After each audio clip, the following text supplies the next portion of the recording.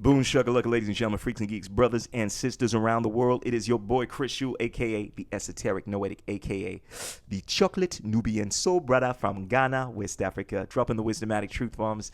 All right, so I came across this video of the mighty Joe Rogan speaking about David Grusch with a guest, and I thought I would jump right into this and break down their thoughts in regards to one of the most controversial figures that has been disseminating information in regards to, well, this idea that we are not alone in this this universe, the third rock from the sun.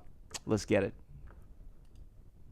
So you were saying that you're on the fence, off the fence about Grusche. The story I was hearing is it's a lot. I'm going to skip a lot of it, but what I was reading and / what they were saying is that one possibility that could be going on is there is I think we're taking in some of Graham Hancock stuff too.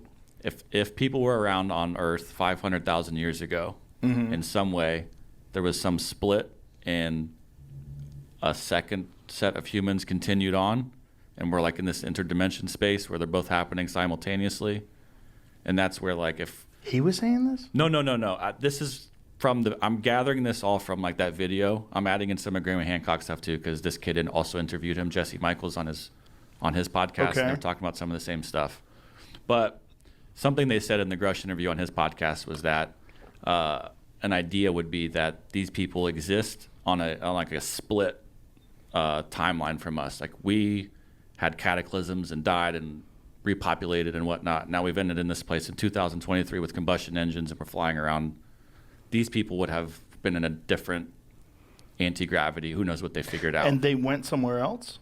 They're not even saying that. This is where like they're not going to talk. They haven't talked about that, but I think what they're saying or getting at maybe is that they're here, and that's why the nuclear thing is so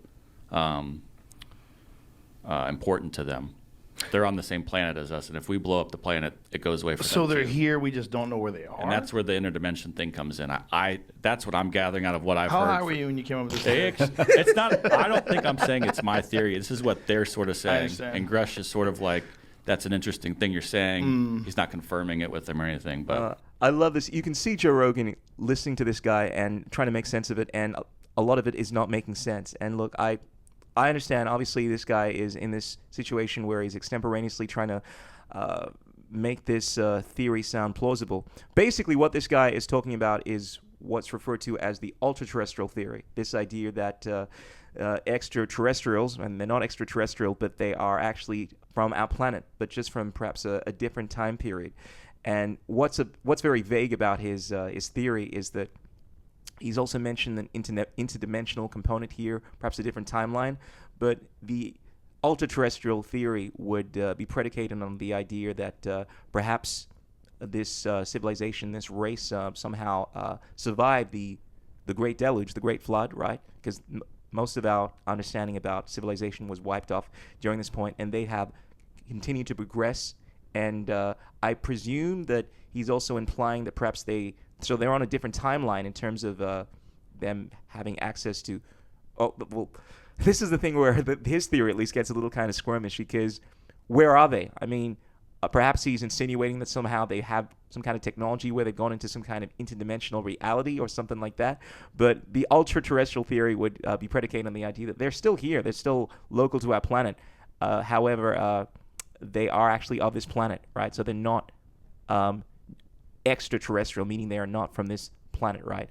And what I find interesting about this theory is that a lot of people that tend to adopt this theory adopt it because the idea of extraterrestrials is such a difficult thing to assimilate, right? And the reason it is because, one, it's been engineered to be like that. I mean, there has been a massive psyops, so to speak, or at least social engineering, and this has been documented by the Age of Disclosure documentary, but it's just common knowledge to anyone that's delved into this field and has been around long enough that there's a massive campaign that was pushed by people involved in this, the deep state, black ops, call them what you will, to poo-poo this whole idea of UFOs, like a little green men from Mars, and destroy people's reputation. So when people speak about this kind of stuff, it has this zeitgeist of, you must be in cuckoo land, you must be one of these crystal-wearing, tinfoil hat hippies that believes in flat Earth, things with credible evidence and so forth, right? When it's actually a conversation to be had at the adult table.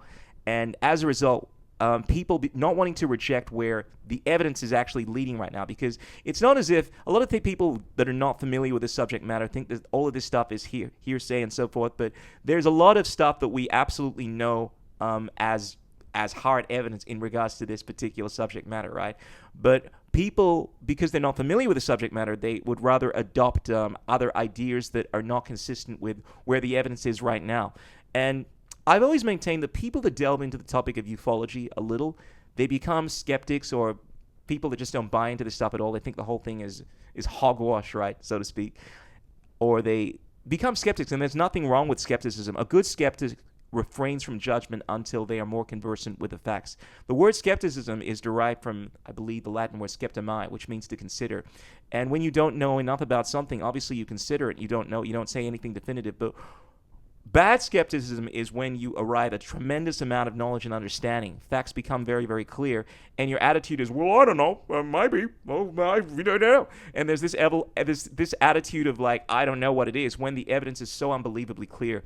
And this is what a lot of people still seem to do. And I'd say Joe Rogan is in that category. I know he's a big proponent of this ultraterrestrial theory or interdimensionality and so forth. When anyone that has delved into this kind of stuff, and look, I don't know what everyone knows. All I know is that if you delved into this subject matter enough, unequivocally, and there's a lot here, all right? We don't have to take on all the thousands of accounts of people having contact with UAPs, extraterrestrials, all the tremendous amount of footage there is in regards to this, not only the craft, but also the extraterrestrial beings, the video footage. I mean, there's video footage, classic footage that came out in 1996 or 7, the Victor interview with an extraterrestrial being. They had tests done on this. This is well before the AI scene, obviously, and it became very clear to anyone that is familiar with the evidence, the reports of these extraterrestrial beings, that this was an actual real extraterrestrial being. But a lot of people find it difficult to accept that because of the programming and so forth. But then, of course, there are the figures, the high-ranking members of U.S. Air Force, government, and so forth that have come out speaking about their contact with extraterrestrial craft. Not just David Grusch, but the people that have also been in charge of these recovery programs. And we're at the point now where Marco Rubio has come out. He's the Secretary of Defense, I understand it, and he's on board with all of this stuff. He realizes that, yes, we're dealing with non-biological, non-human beings here, and this is not in the realm of hearsay. This is the narrative that we have had high-ranking officials all come out, David Grusch and so forth, speak about how the United States government is in possession of UAPs. It's what we're calling them now, because they traverse not just through air, but through space and through sea. And there are also biologics on board. Also, that there have been these recovery programs where the U.S. government, other governments, China, Russia, have been in possession of the metamaterials. They have had recovery programs that have been in place for decades. I mean, this has been going on in recent modern history for 80 years.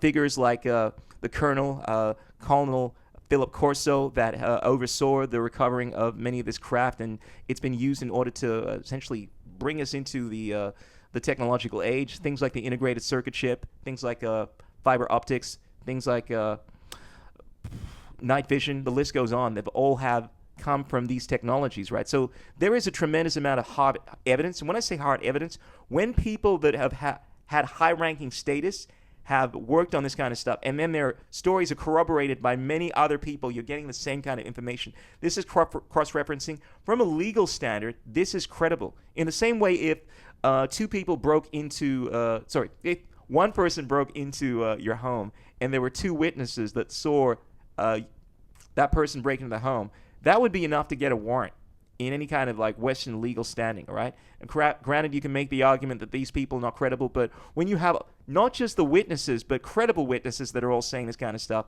then it's tremendously reliable. And we're at a point now where the witnesses are of high-ranking credibility, and they're all saying this. It's not just a case of UAPs that we don't know where they come from.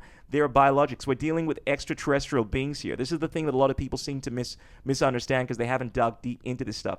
This is coming from the testimonies of high-ranking officials. This is coming from figures like Phil Snyder that have actually been involved in this, have had high-ranking security clearances, have had firefights with these extraterrestrial beings. This is coming from the people that have had actual interactions with extraterrestrial beings. Bob Lazar, one of the things that he actually was claiming for some time was that, granted, he's been very skeptical about this whole thing in regards to where they come from. He has said that yes, it's not man-made, and he said that he actually said in one of the podcasts that came about that the briefing that he got made it very clear that these beings were of the origin of the Zeta Reticula system, these gray beings. And he actually got a glimpse of one of them.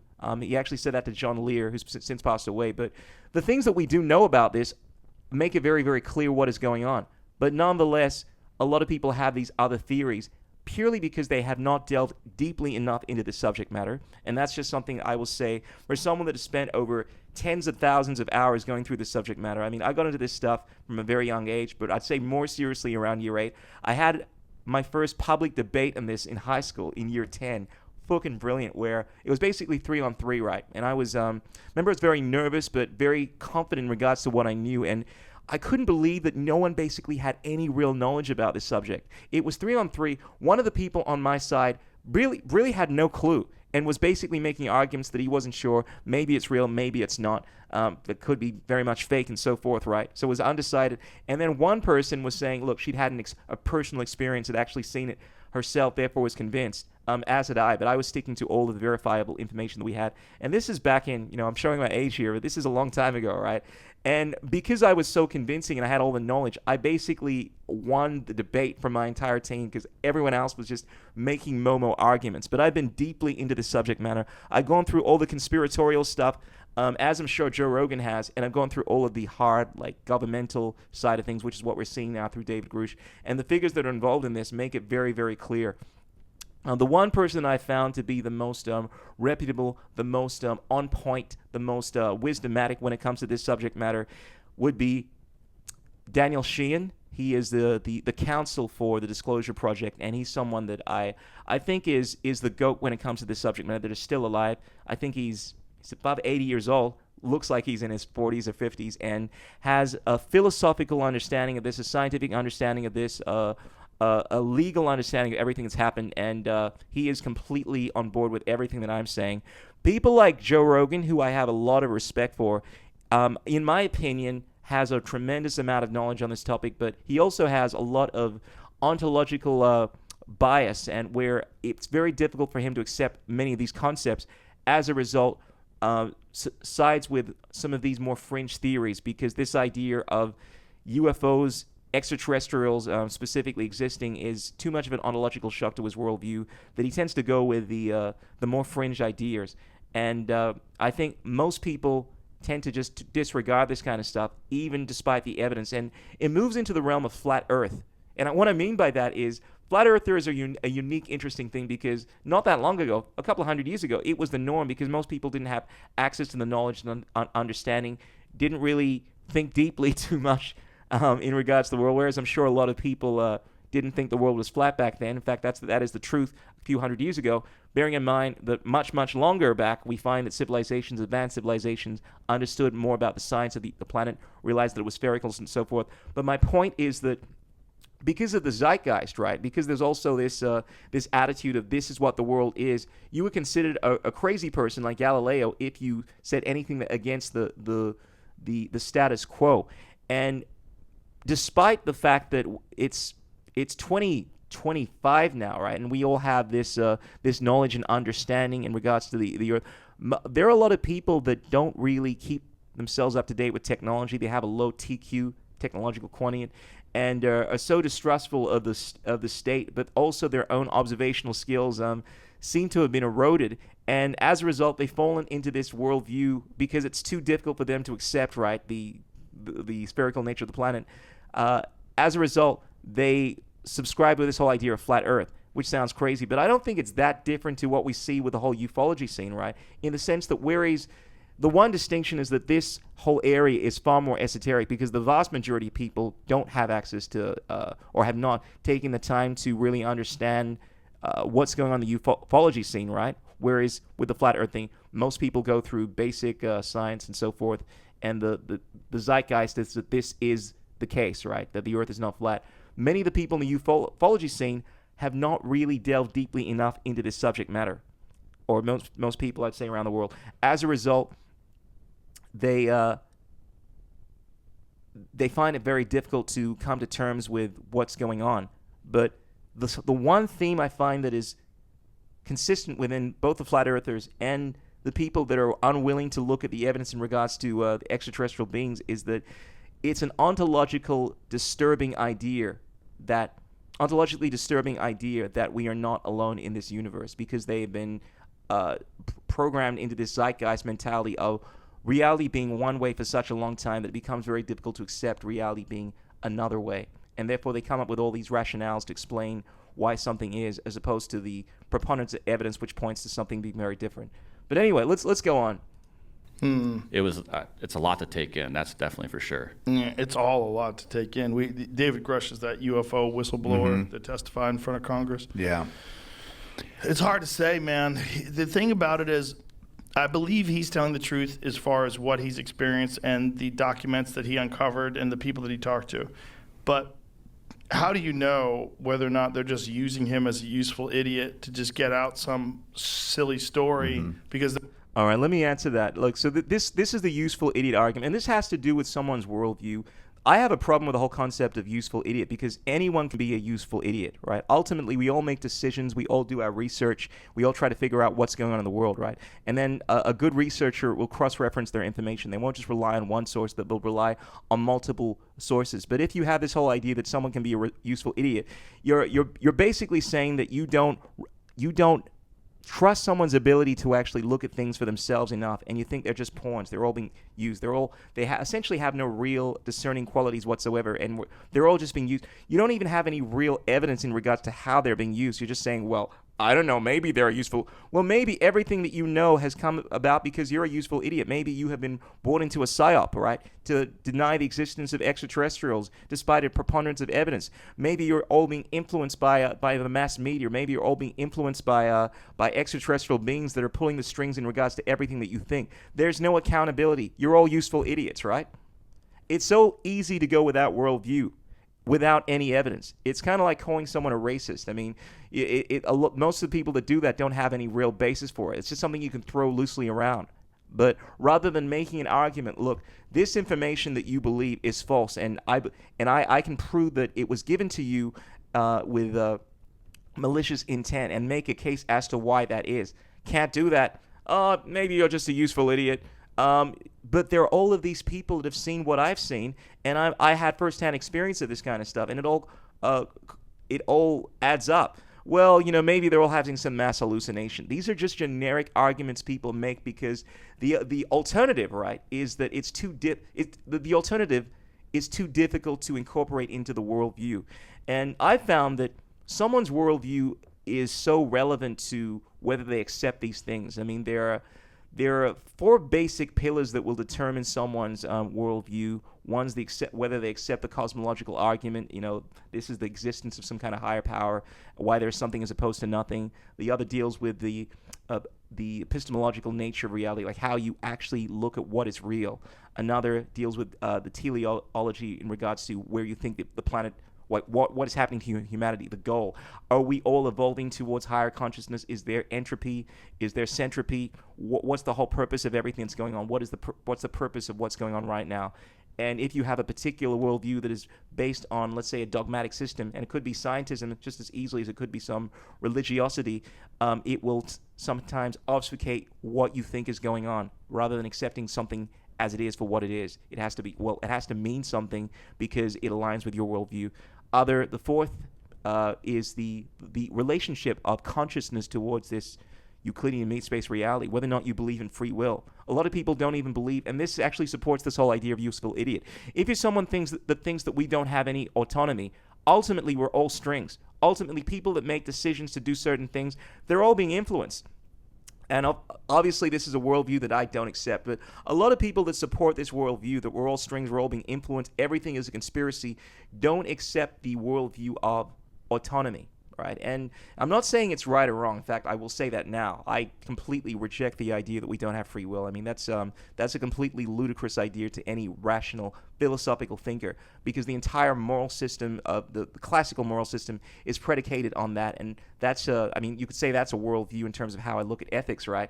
but more specifically in regards to the science of the nature of existence, consciousness, how it manifests, how it affects the field of the wave function in quantum mechanics. It has a tangible effect on reality. This is something that science finds very difficult to understand, but consciousness is an inherent part of reality. You take that away, and you don't have any real science as far as I'm concerned. Many of the people that reject the whole concept of consciousness tend to have these ideas that everything is controlled and everyone's a useful idiot, and I reject that attitude. But so much of that will determine whether or not you can accept some of these things. I find people that are new into this realm, that make a little progress, that don't know much, tend to be skeptical, but for those that have that knowledge and still don't, often almost all the times that I've come across, it's always a worldview issue. People will not accept certain truths if they don't align with their worldview, despite the amount of evidence you can present to them. I mean, I could direct you footage, incontrovertible truths in regards to the existence of extraterrestrials, from video footage to the many testimonies, things that would easily hold up in court. But if you have the worldview that it's not possible for life to exist outside of planet Earth, any intelligent life, then your worldview will be such that it's not real. I've heard people say that. I mean, this is something a guy I used to speak to once said, that it's not possible for So this guy had accepted the idea of extraterrestrial beings, right? But he was saying that it's not possible that they could be bad, right? So we're dealing with a group of people, because he had this worldview that any person that is sophisticated enough to have faster than light travel, right, and to come to this planet, they must be good. It's just this is the worldview that this person has. So in their mind, couldn't possibly be doing anything that's bad, even though there is a preponderance, a cornucopia of information dealing with the behavior of, bearing in mind there are many different races, right? Despicable things that any person from a classical worldview of morality would say are absolutely not good. Things that these extraterrestrial beings have done, right? We're talking about abductions and a whole bunch of crazy, hybridization experiments and so forth. Without going to the fringe, I mean, when you have a worldview where, if your ontological understanding of reality is such that it is of a particular nature, then anything that doesn't align with that is just something you're not going to accept. And my worldview is that the truth remains the truth regardless of how many people support it. My worldview is that there is no religion higher than the truth. I see the truth for what it is. My truth is territorial. It's not for the purpose. Me speaking the truth or what is not something I change because I'm trying to win you over. I speak it as it is. I mean, let's be honest. I'm not always as diplomat. I'm not always someone that is hard-hitting. I try to be obviously diplomatic to different people, but I do not let my own worldview shape what actually is. And a lot of people can't do that. They're so rigid in their scientism or their religiosity that when they're confronted with something that is ontologically disturbing, they have to subscribe to other far-out theories in order to support or make sense of what is going on. And this is definitely something that I see with Joe and other They're figures covering up on for this, the fact that there's some issue. very advanced drone system that the United States government has that they're trying to keep under wraps. Right. It might be Tough to both. know. I think it's probably both things. Well, here's the thing. You're out in the woods all the time. Mm-hmm. You ever see a UFO? No. Ever see Bigfoot? No. Ever talked to a hunter that's seen a UFO? No. Ever talked to a hunter that's seen Bigfoot? I talked to Really? the guys down at San Carlos, the Apache Reservation. Yeah. They said they've seen stuff. Okay. Were they on peyote? I don't know. Because I know a lot of those Indians like to get down. I don't think so. I mean, I don't. And it's been Did like they just- multiple times. What kind of stuff? Like square, like something square flying. Oh, interesting. Yeah. Because that is the thing that they describe, right? It's a square with a sphere inside of it, like a black. No, the opposite. Yeah. A sphere with a black square Yeah, inside like of a it. force Yeah. field or something. I was fucked up. Yeah. So that's. Yeah. I don't know anybody other than that. That's the first story I've heard from somebody who I have talked to. Well, that kind of makes sense. Because Yeah. that thing they do spot, that's a common one.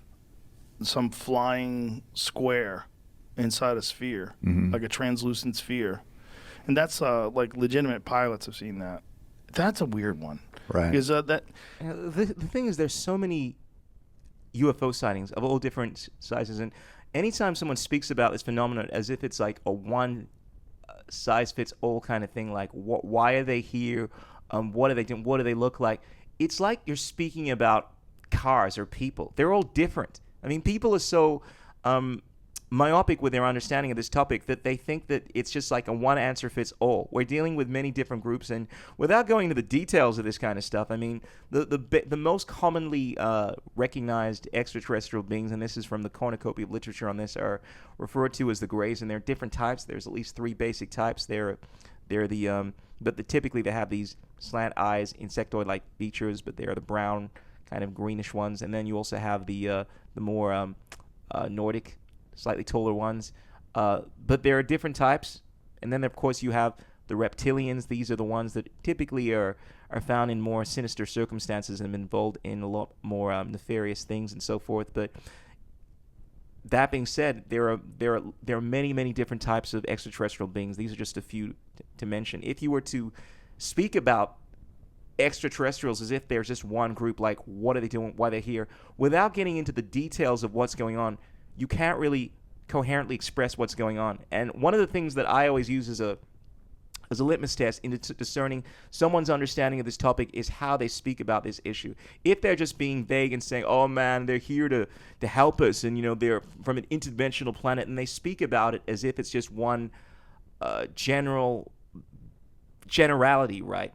Like this is some monolith. Like I can tell straight away they have not delved deeply into this topic. But if you are speaking about this with detail, or you're speaking about the things that you actually know, right, and then things that you don't know in an honest light, then I tend to have more respect for people that do that. Most of the people that speak about this, on one hand, will either speak about it as if it's just some big monolith, like we don't know anything, which is ridiculous because there's levels to this shit. The general public doesn't know much. The U.S. government very much does. Other governments very much do. People that are considered ufologists know a little. UFO experts, and there are only probably maybe 1 or 2 that I would call UFO experts that know enough about this kind of stuff that I would actually warrant legitimately have that title. And the one person that I had come across that is fully deeply into this kind of stuff and is able to speak openly about it without having a security clearance, and therefore having to squirm over everything they can speak about, would be Daniel Sheehan. Daniel Sheehan is really the GOAT of this subject matter, and is philosophical understanding of this stuff, but also the fact that he is well versed in the legality of what's going on. The fact that this has moved into the realm of not conspiracy tinfoil hat-wearing hippies that believe in flat earth, into the realm of we've actually passed legislation, right? Effectively have a warrant in play to force the people that are involved in hiding this information from being forced to bring this stuff into the field. And for those that say this is some kind of disinformation program or some kind of a psyop, that how can you trust the government? Once again, they're people that have a low level of understanding in regards to what's going on because they're speaking in synecdoche. They don't realize that we're dealing with individuals here. Every person on this planet is an individual. If I was to refer to Earthlings and say that they are Earthlings are trying to blow out the planet, it would be the same as saying that the U.S. government is trying to perform some disinformation campaign. There are people within government that want this information to come out. There are people that have no idea what's going on. There are presidents that are basically part-timers that don't get briefed into what's going on in these in the UFO recovery programs. And then there are people, the black ops, deep state, call them what you will, that have full knowledge of what's going on. When you go through enough of this subject matter, you realize that this is not something built of air and imagination. This is the reality.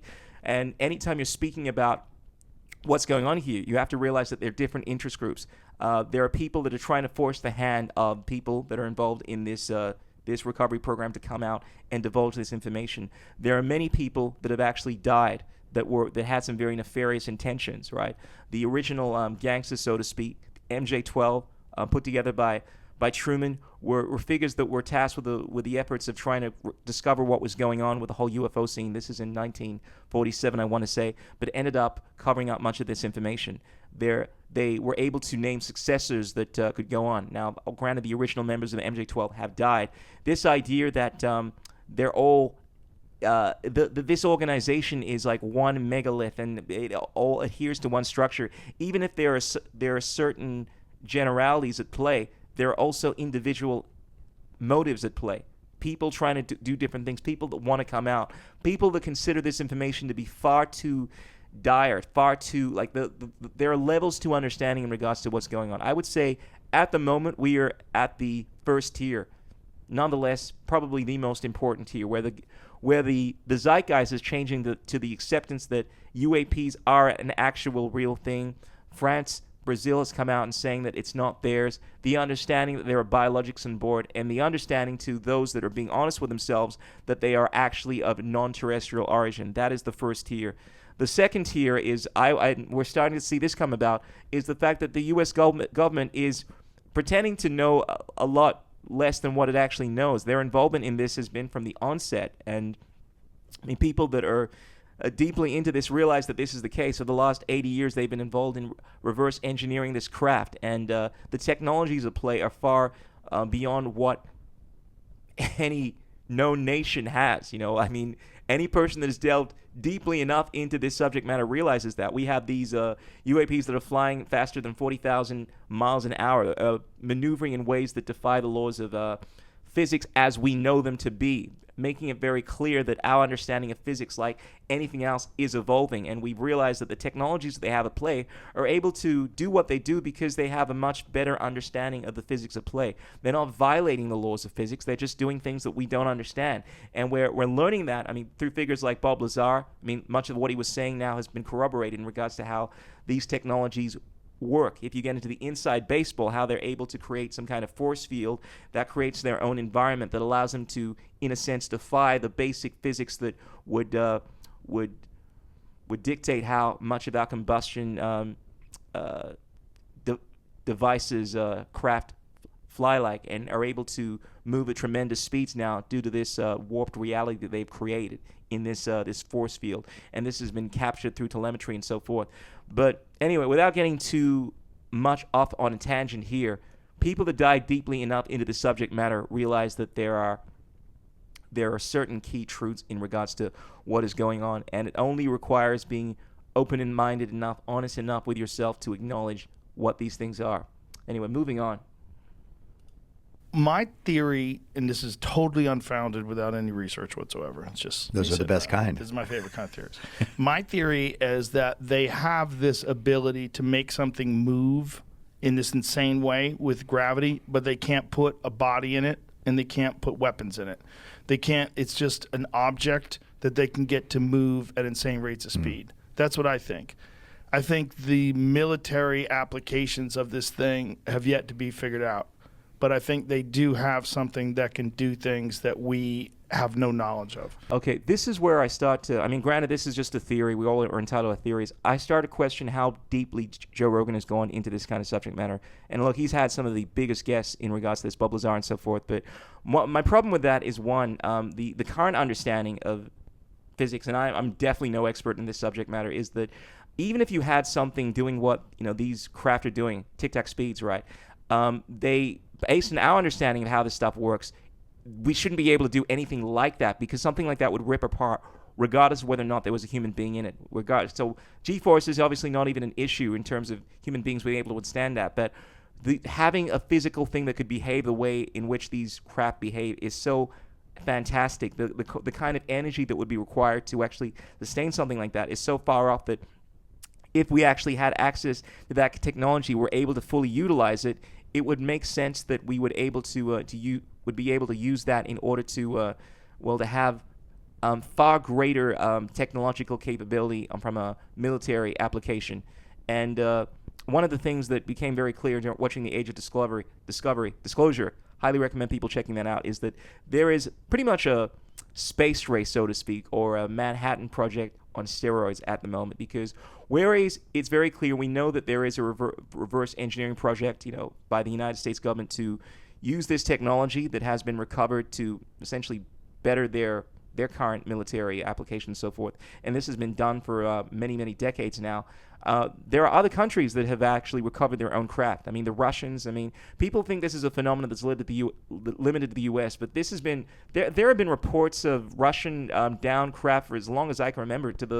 We started seeing a lot of this stuff during the detonation of the nuclear bomb, right? However, this has been a phenomenon that's affected many of the major countries, and mainly, I'd imagine it's the major countries because they're the ones that have the resources to get their fighter jets down to recovery sites and take on more nefarious means to recover these programs and actually have a some kind of like recovery program, but the Chinese are doing exactly the same thing. So, I mean, the problem with Joe Rogan's theory is one that even if it was just that would be tremendously impressive. I mean, if we had that kind of mancraft, and it doesn't coincide with what is actually being said in terms of the corroborating evidence in regards to what's going on. Because if there was basically no knowledge on this kind of stuff, and this is one of the things that Joe Rogan seems to do, like his willingness to accept the literature of some of the reports that are going on is very, very it's myopic in the sense that, you know, he limits himself to things that can only be verified in the ufology scene by a very kind of like a high level, or that's just more mainstream. So the idea of knowledge in regards to the recovery programs, where this stuff comes from, and this is stuff that we know based on figures that have been involved in these programs and so forth. The questions that are supposed to be unknown, like where did these things come from? I could be specific. It's generic. They come from many different sources. I mean, many different planets, many different races, and so forth. This is something that I'm sure Joe Rogan would say is unknown in terms of whether there are biologics on board. Once again, I'm sure he would say they're unknown, even though it has been stated by David Grusch and other figures. And I'm sure that Joe Rogan's response to that is that, well, that they're useful idiots. You can't rely on that. People like Bob Lazar are even kind of like whimsical in regards to whether or not that was a fact. But if you go with the preponderance of evidence and what they're actually saying, it disproves that theory completely. And it is a theory. It is a thesis. I don't have a thesis in regards to this, or at least the ones that I do are not really, are not really that important, right? The stuff that I rely on is the stuff that is verifiable based on the litany of reports. It's called cross-referencing. You go through enough different testimonies over and over and over again, and certain truths become revealed to you. And when they're coming from high-ranking officials, you don't have to just rely on one person. It's not a question of that person being a useful idiot. The entire U.S. Air Force military that have had these encounters are not useful idiots. The entire scores of people that have had these eyewitness reports are not all having mass hallucinations. That kind of thinking moves into the realm of flat earth thinking, where you deny a preponderance amount of information because it doesn't align with your worldview.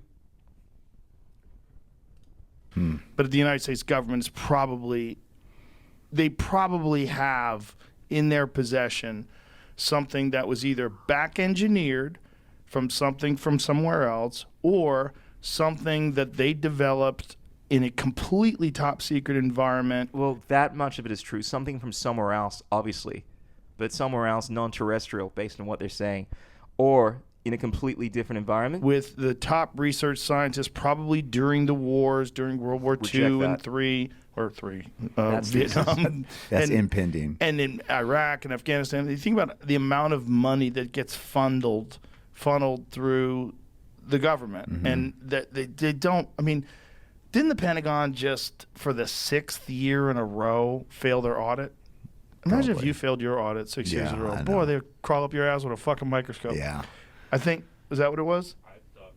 They've ever passed it? But yeah, that is correct. It just failed 6th audit with number passing grade. So there's a lot of money flowing around is my point. Yeah. And who knows how much of that money is going to these secret programs that we don't know about. Yeah, but that's not really, that's all a given. Yes, there are secret programs that the general public doesn't know about. Black Ops, in terms of how they fund their money, obviously there's a lot of money devoted to these recovery programs, and this is all a given. The thing that I have issue with is the focus that denies the narrative that this, one, we've accepted that these are UAPs, these are craft, but this idea that it's actually ours denies the preponderance of evidence, because once again, it's uncomfortable for a lot of people to accept the idea that they're not from here.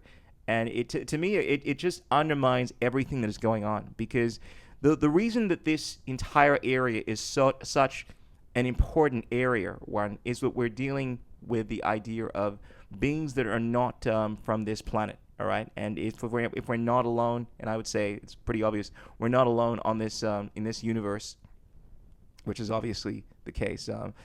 And there are beings that have technologies far more advanced than ours, and perhaps some of them have an interest in trying to help us, which I think you can make a good case for it, given the fact that they have been found disarming nuclear bombs and so forth at these nuclear sites. I mean, this is the case that's been reported by Russia and the U.S. government and so forth.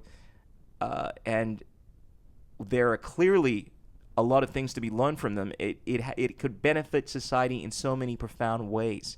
And this is what is so important. But if you just play this game that, oh no, it's just ours, we just have secret operations where people, have this advanced technology, or it's coming from some ultra-terrestrial civilization, right?